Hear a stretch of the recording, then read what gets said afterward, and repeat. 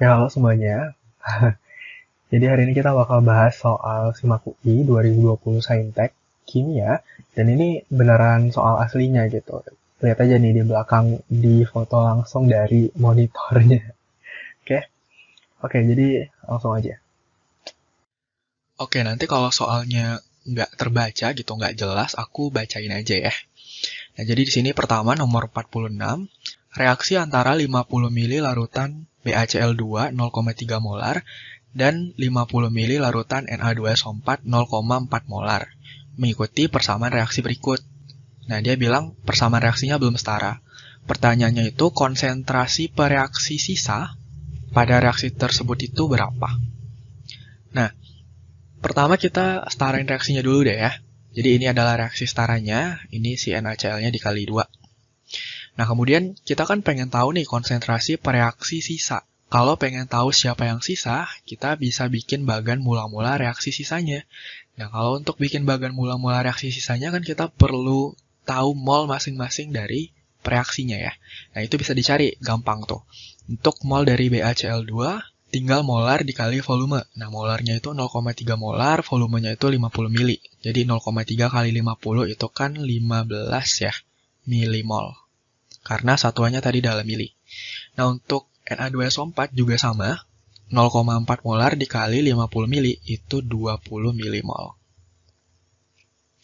Nah, kemudian udah deh, tinggal masukin ke bagannya. Mula-mula reaksi sisa. Tadi kita punya awalnya 15 dan 20 di sini. Nah, yang bereaksi yang mana? Yang sedikit ya, yang paling kecil. Jadi, mol dibagi koefisien yang paling kecil. Nah, kebetulan di sini nih, si BaCl2 sama Na2SO4-nya sama-sama 1 nih koefisiennya. Jadi, 15 dibagi 1 itu kan 15. 20 dibagi 1 itu 20. Nah, 15 itu lebih kecil daripada 20. Maka yang bereaksi itu yang BaCl2. Jadi, di sini minus 15, dia bereaksi 15 milimol. Nah, untuk Na2SO4 juga 15 juga ya, karena koefisiennya sama-sama 1. Nah, untuk produk nggak perlu dicari sebenarnya, karena nggak ditanyakan. Jadi pada keadaan sisa itu si BaCl2-nya habis, terus Na2SO4-nya tersisa 5 milimol, 20 dikurang 15. Nah, berarti udah jelas kalau opsi yang A dan B itu salah, karena bukan BaCl2 yang bersisa, tapi Na2SO4. Nah, kemudian untuk nyari konsentrasi, gampang ya. Jadi molaritas itu sama dengan mol dibagi volume.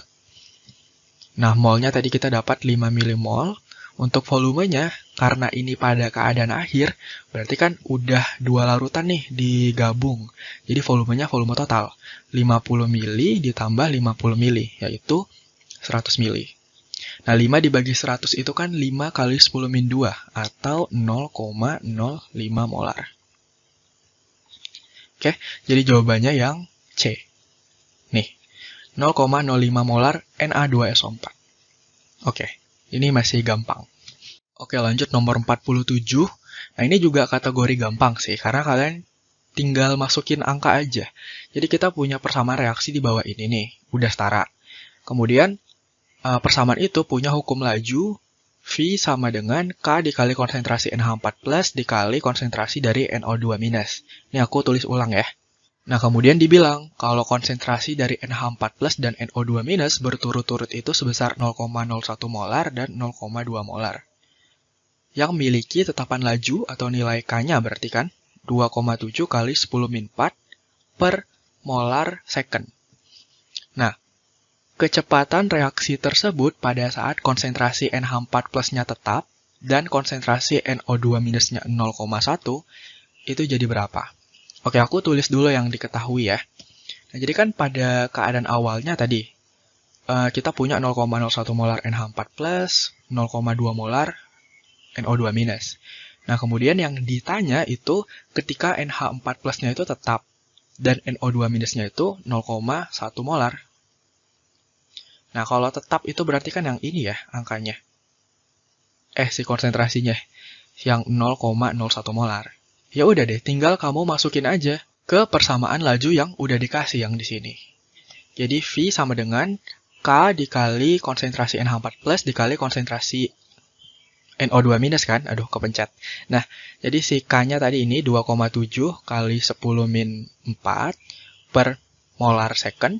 Kemudian NH4 plusnya tadi ini 0,01 molar ya, ini. Dan si NO2 minusnya itu 0,1 molar. Yang ini. Nah, di sini satuannya coba diperhatikan ya. Bisa dicoret nih. Ini dengan ini.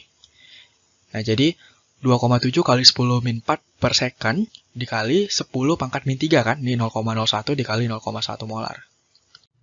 Nah, ya udah deh, tinggal dikali aja. 2,7 kali 10 min 4 dikali 10 min 3. 2,7 kali 10 min 7. Satuannya itu molar per second. Oke? Jadi jawabannya yang D. Yang ini ya. Oke? Gampang. Gampang banget sih. Oke, lanjut nomor 48. Nah, ini juga masih easy lah nih. Ini kayak main puzzle doang. Jadi di sini kita punya dua persamaan termokimia yang kita namain ya. Jadi ini persamaan 1, yang ini persamaan 2. Nah, masing-masing punya nilai entalpi. Kemudian yang ditanya itu besarnya kalau reaksi dari persamaan yang baru, yang ini. Nah, aku tulis ulang persamaan barunya. Nah, ini yang ditanya kan. Nah, sekarang coba deh dilihat ya. Yang ditanya, pada persamaan yang ditanya, itu CO2-nya di sebelah kiri. Ya kan? Yang ini nih. Di data yang kita punya, yang punya CO2 itu cuma ada pada persamaan 2. Yang di sini. Tapi dia di sebelah kanan. Kita pengennya dia di sebelah kiri. Nah, tinggal dibalik aja reaksinya. Jadi si CO2-nya pindahin ke kiri. Gitu. Jadi kayak gini. CO2 menjadi C ditambah O2. Nah, karena kita balik reaksinya, maka nilai entalpinya atau nilai delta H-nya juga kebalik ya tandanya. Tadi di sini minus 393 jadi positif 393. Gitu. Nah, selesai ini yang persamaan 2. Kemudian kita lihat lagi nih. Kita pengen CO di sebelah kanan. Dan di persamaan reaksi yang pertama, itu CO-nya udah di sebelah kanan. Udah bener nih, di sini deh ya. Tapi koefisiennya yang di data, yang di persamaan 1 itu 2. Sedangkan kita pengennya itu 1 aja kan nih koefisiennya. Maka persamaan 1 itu kita bagi 2 semuanya. Jadi kayak gini. C ditambah setengah O2.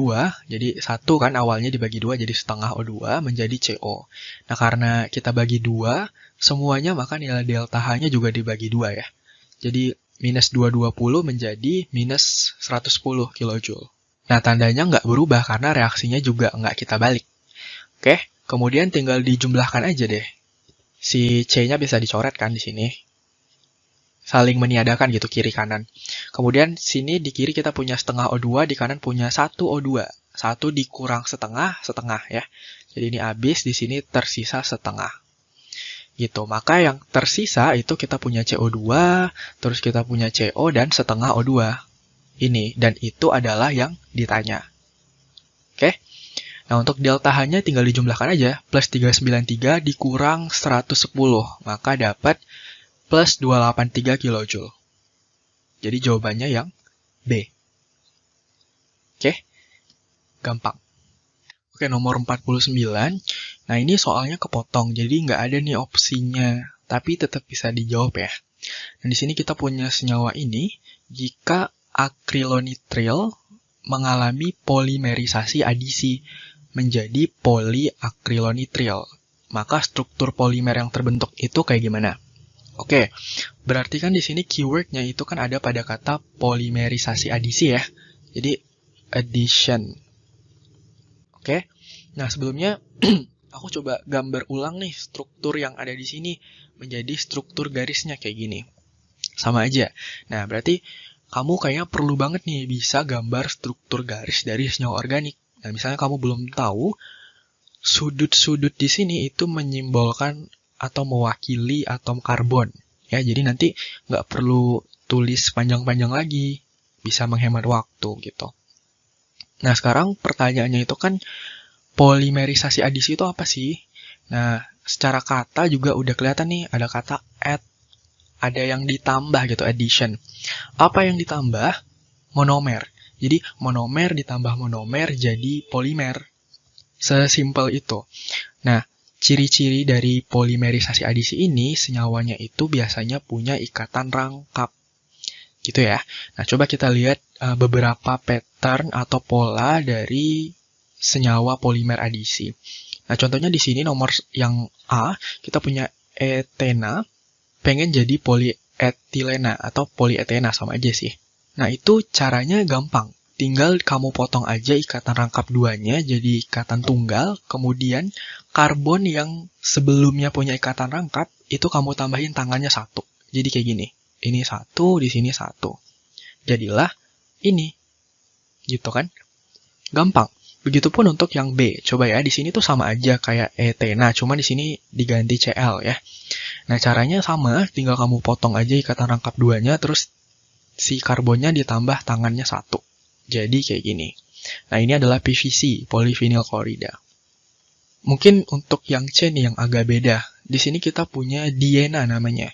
Atau kalau di kimia itu kita kenalnya diena terkonjugasi. Jadi ada ikatan rangkap 2 yang selang-seling gitu ya.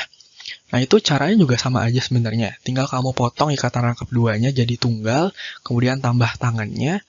Nah, yang beda mungkin kamu perlu tambahin rangkap gitu. Yang sebelumnya nggak rangkap di antara ini, kamu bikin dia jadi rangkap. Jadilah produknya yang ini, polimernya. Di mana kamu lihat di sini ada N gitu kan. N ini adalah sebuah bilangan yang menunjukkan berapa banyak monomernya, berapa banyak pengulangannya. Nah, berarti kalau aku tanya ini gimana? Bisa dong dijawab ya. Jadi ikatan rangkapnya diputus, terus karbonnya nambah 1 tangan. Udah, gitu doang.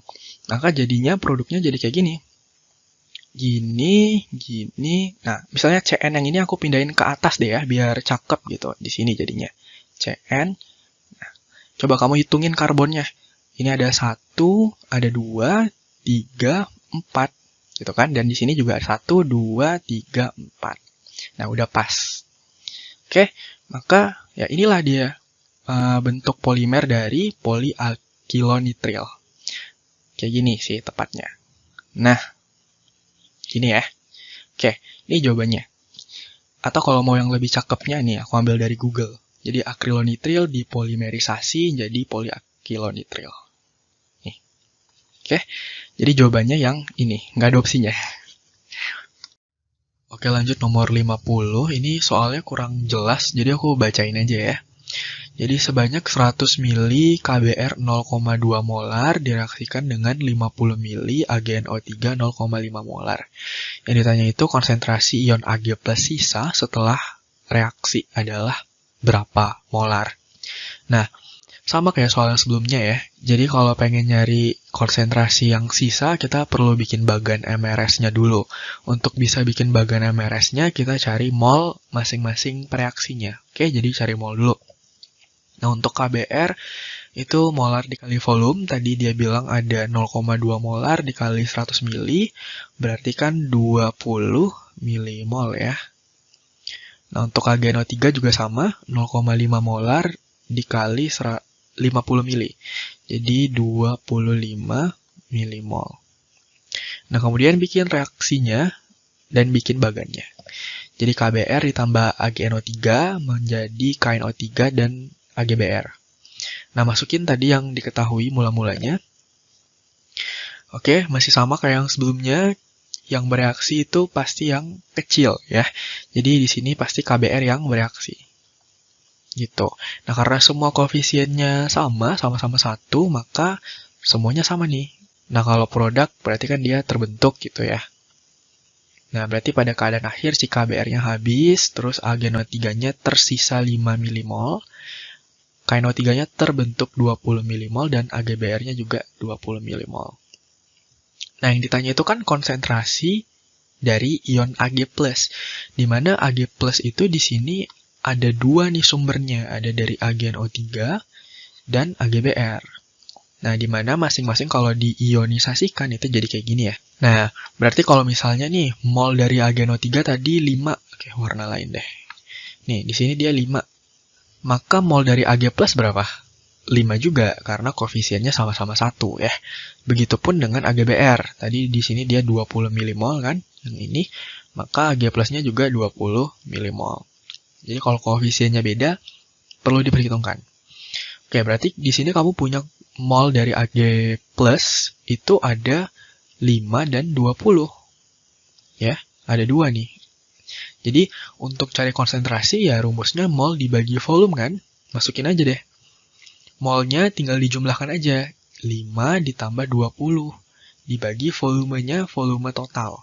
Jadi, kan ini pada keadaan sisa ya, pada keadaan akhir gitu. Jadi 100 mili tadi ditambah dengan 50 mili jadinya 150 mili. Berarti 25 dibagi 150 atau 1/6. Nah, kalau kamu misalnya bertanya-tanya, Kak, emang boleh dijumlahin aja gitu langsung molnya? Boleh, boleh. Jadi mungkin kamu pernah lihat rumus ini. Di sini C maksudnya campuran ya. Jadi volume campuran dikali molaritas campuran itu adalah V1M1 plus V2M2. Atau kalau mau cari molaritasnya berarti ya volumenya tinggal pindah ke bawah gitu dibagi. Nah, sebenarnya kan kalau kamu lihat di sini ya, V kali M itu kan mol. Jadi ini tuh sama aja. Mol campuran sama dengan mol 1 ditambah mol 2. Iya kan? Jadi kalau ditanya molaritas campurannya, mol 1 tambah mol 2 dibagi volume campurannya, volume total. Gitu. Jadi ini tuh sebenarnya sama aja dengan yang ini. Gitu. Oke? Jadi ini 1/6 itu kan 0,16666 ya. Terus panjang 6-nya. Kalau dibulatin jadi 0,167. Oke, jadi jawabannya 0,167 molar itu yang A. Oke, next nomor 51. Nih, 51. Di sini kamu dikasih data potensial reduksi setengah sel gitu ya, setengah reaksi dari AU dan ZN. Diketahui juga nih nilai E0-nya masing-masing. Nah, pertanyaannya itu energi bebas Gibbs atau delta G untuk reaksi oksidasi ZN itu berapa nilainya? Oke, energi bebas Gibbs. Kalau misalnya kamu nggak tahu nih rumusnya, ini udah ada nih dikasih. Delta G sama dengan minus NFE, di mana F-nya itu Faraday, nilainya 96500 Coulomb per mol. Oke, jadi kalau misalnya aku tulis ulang, jadi kayak gini kan. Nah, coba kamu lihat. Ditanya itu delta G 0, sedangkan yang di soal itu kan delta G aja ya. Nah, itu jangan khawatir, sama aja sebenarnya. Nah, kalau kamu lihat di sini, delta G 0, nanti E-nya itu jadi E0. Gitu, dan kebetulan di sini juga E kita kan udah dalam bentuk E0 ya, dalam bentuk standar. E itu adalah, ya kayak biasa ya, nilai potensial sel gitu, nilai potensial dari reaksi. Sedangkan kalau N di sini itu adalah, kalau di sini dibilangnya number of electrons transferred gitu, atau jumlah elektron yang terlibat lah.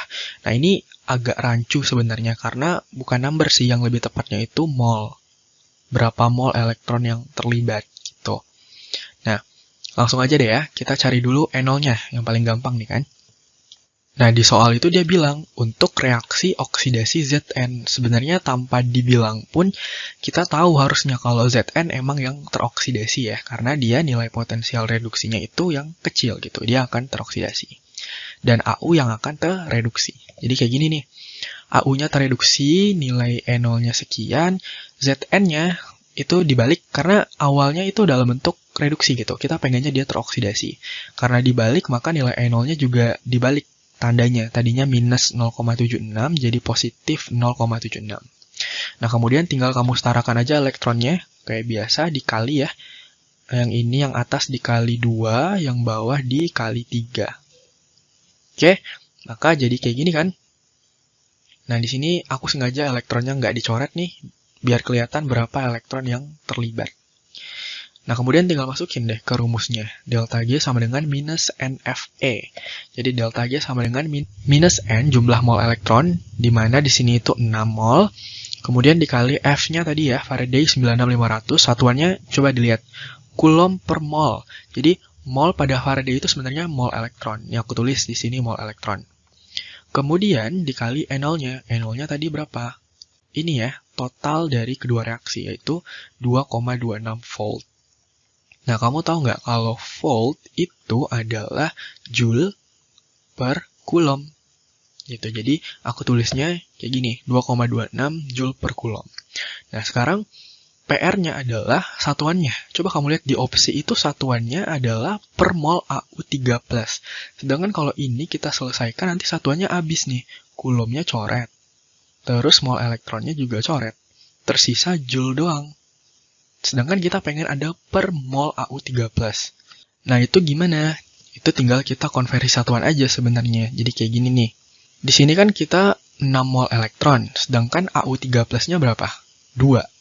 Gitu, jadi tinggal dibagi aja, minus 6 mol elektron dibagi 2 mol Au3+. Nah, kok bisa kayak gini?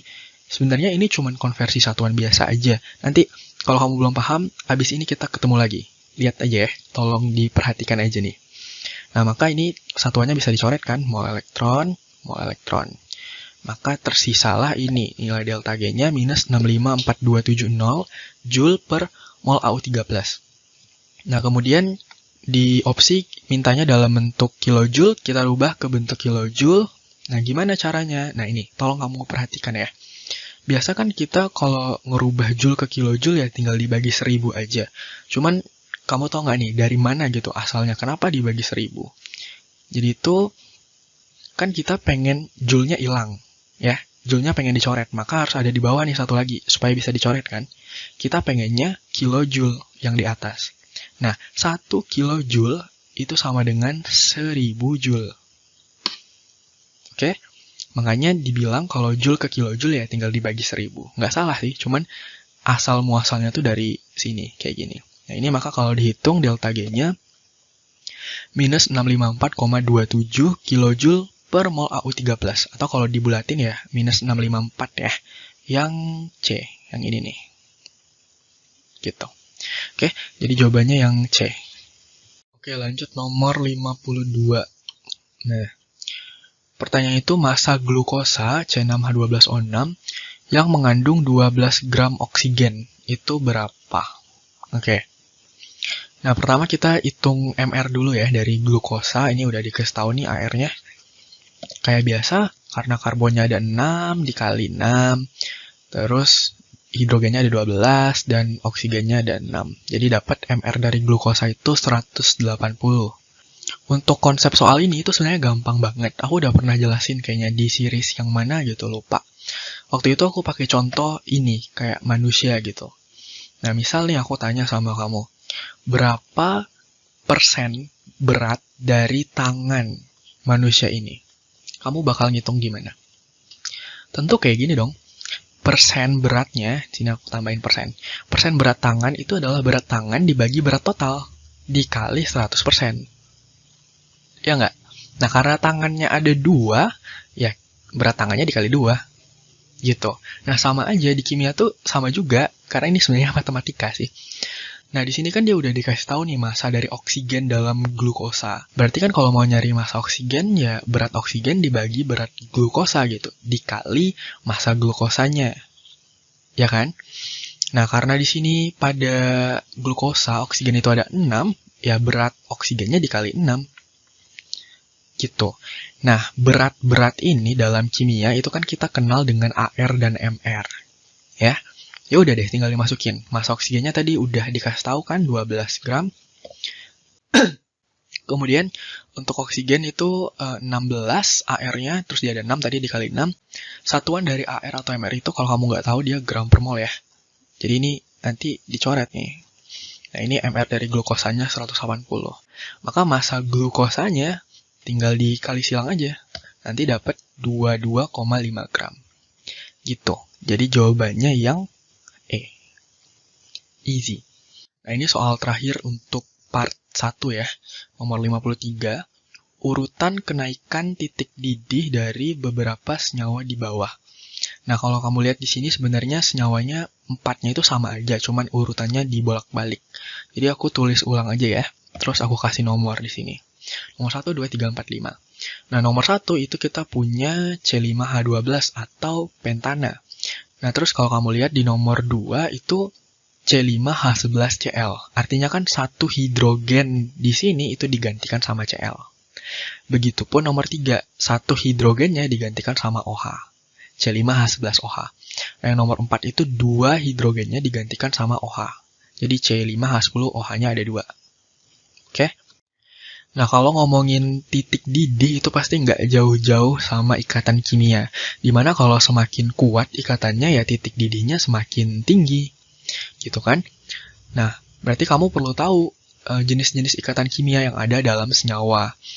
Nah, di sini coba deh ya, kalau kita lihat nomor 2 itu kan tadi ya, satu hidrogen digantikan sama atom Cl. Dimana atom Cl itu atom yang negatif gitu. Jadinya nanti si C5H11Cl itu punya satu sisi yang lebih negatif ketimbang yang lain. Akhirnya kan ada dua sisi tuh, ada yang parsial positif, ada yang parsial negatif. Nah kalau ada positif negatif itu tentu ada gaya dipol-dipol ya. Karena dari namanya aja dipol gitu, dua kutub artinya kan. Maka nomor 2 ini punya gaya dipol-dipol. Sedangkan yang nomor 1 itu nggak punya. Dia cuma punya gaya London aja. Jelas kalau nomor 2 itu pasti ikatannya lebih kuat daripada yang nomor 1. Nah, berarti kesimpulannya ketika ada atom yang elektronegatif pada senyawa karbon, pasti dia punya gaya dipol-dipol, di mana itu lebih kuat gitu dibanding yang nggak punya. Nah, untuk nomor 3 gimana? Sama juga, OH itu kan negatif gitu ya. Dia juga punya dipol-dipol. Tapi kuatan yang mana nih antara yang nomor 2 dengan yang nomor 3? Nah, kamu perlu ingat kembali kalau OH itu punya ikatan khusus yang namanya ikatan hidrogen gitu. Dan itu ikatan yang paling kuat di antara ikatan kovalen lain. Jadi harusnya nomor 3 ini lebih kuat daripada yang nomor 2. Nomor 2 lebih kuat daripada yang nomor 1. Nah, kira-kira kayak gini lah. Ya, kita lihat di sini. Ini ada van der Waals, terus ada dipol-dipol, baru ikatan hidrogen. Semakin ke kanan, semakin kuat ikatannya. Di sini contoh senyawanya juga titik didihnya semakin meningkat. Gitu. Nah, tentu kalau yang nomor 4, karena dia punya 2 OH, berarti kemungkinan dia punya ikatan hidrogen kan 2 kali lipat lebih besar ya. Tentu yang nomor 4 juga lebih kuat daripada yang nomor 3. Nah, jadi sebenarnya ini udah urut nih. Jadi jawabannya itu 4, 3, 2, 1. Itu yang A. Nah, kalau misalnya kamu nggak yakin nih sama penjelasan yang ini, kamu boleh googling ya. Masing-masing dari senyawa ini kamu cari boiling point-nya, gitu, titik didihnya. Ini aku udah cariin. Nih, kita lihat di sini. Pentana itu titik didihnya 36,1. Terus kloropentana itu 108. Nah, by the way di sini kan dia 1 kloropentana. Bisa aja sih sebenarnya si kloronya itu di nomor 2, di nomor 3.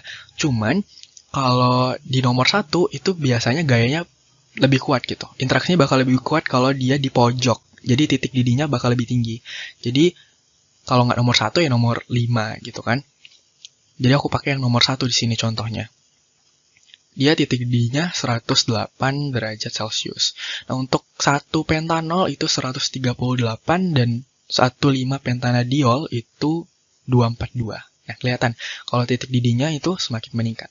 Oke, jadi harusnya sih ini benar ya, jawabannya itu yang A. Oke, udah selesai untuk part 1. Iya, silahkan tunggu part 2-nya. Bye. Oh, salah, bye. Oke, tes. Oh, jelek banget nih lightingnya. Gimana dong? Tes. La.